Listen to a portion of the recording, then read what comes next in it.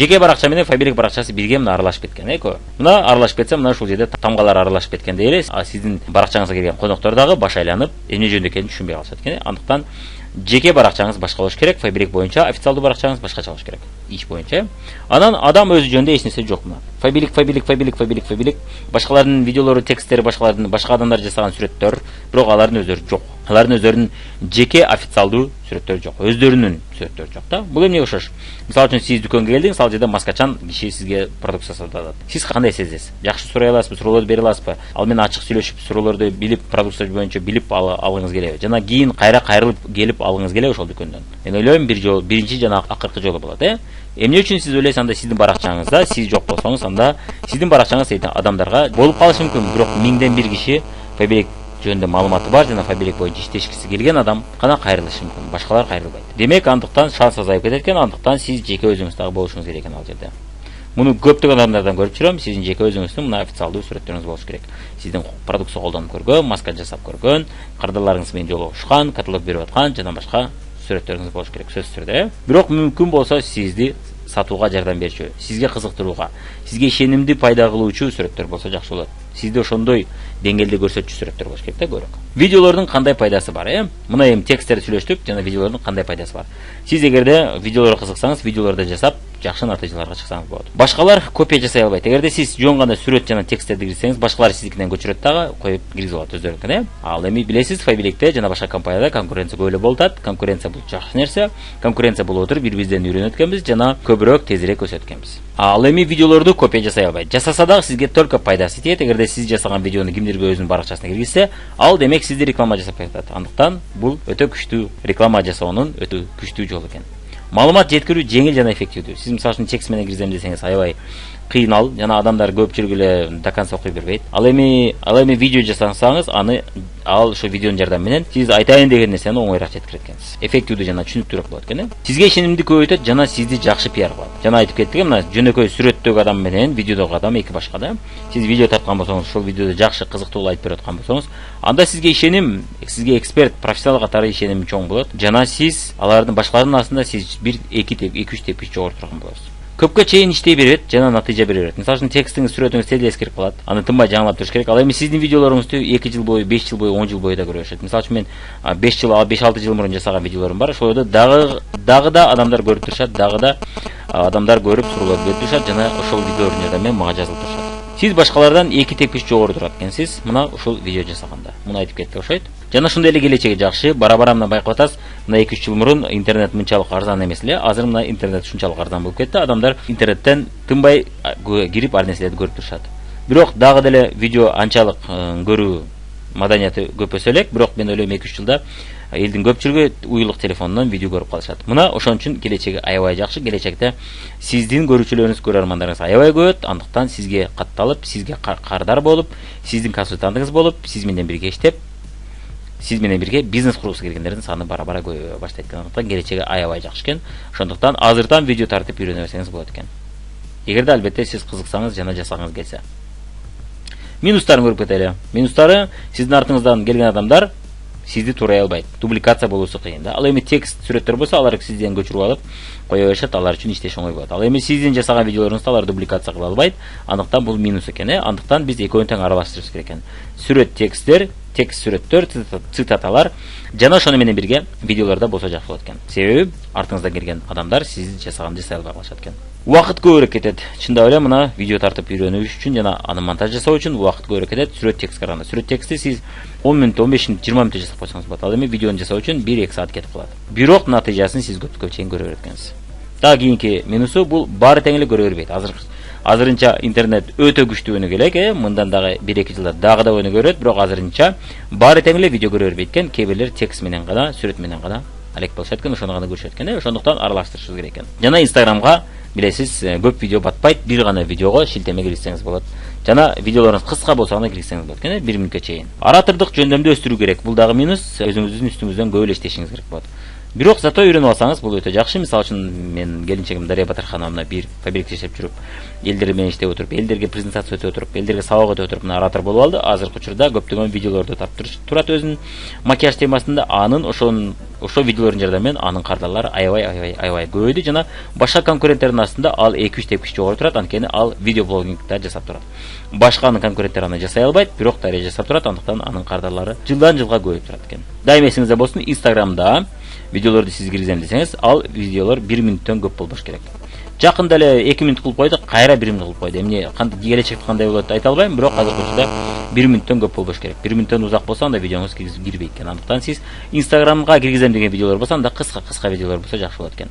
Ал эми сиз YouTube'дан канал ачам десеңиз, анда YouTube'да каалаганча, кааласаңыз 10 мүнөт, кааласаңыз 1 саатта сүйлөсөңүз болот.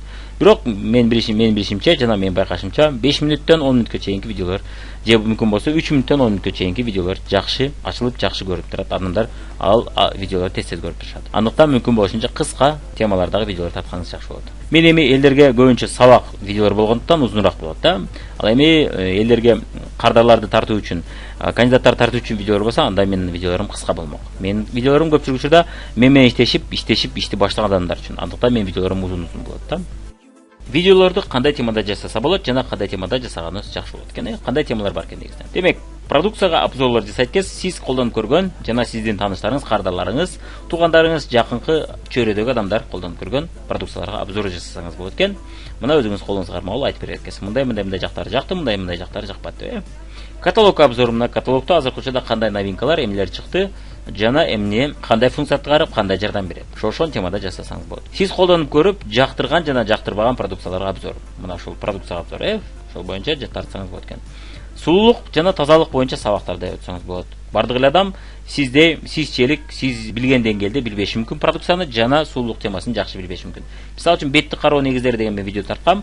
Ошону сиз слайд түрүндө эмес, ОЗ2да айтып тартсаңыз болот. Бул темада көпчүлүк адам жакшы түшүнө бербейт жана жакшы билими жогору эмес да. Мисалы үчүн алар бухгалтерия өзүнүн темасын жакшы билиши мүмкүн, бирок сулуулук темада эч убакта иштебегендиктен алар сулуулук темасынан алыс болушу мүмкүн. Андыктан бетти туура карашты билбеши мүмкүн. Ошол адамдар сизден мына YouTube'дан жана Instagram'дан ошол видеолоруңузду көрүп отуруп, мына сизге жакын боло баштайт жана сизге ишеними жогорулап сизден сурай баштайт, кантип алсак болот, эмне кылып алсак болот деп ошол продукцияларды сурай баштайт жана сизге катталып, сизге кардар болуп, сизге оборот жасап берет экен.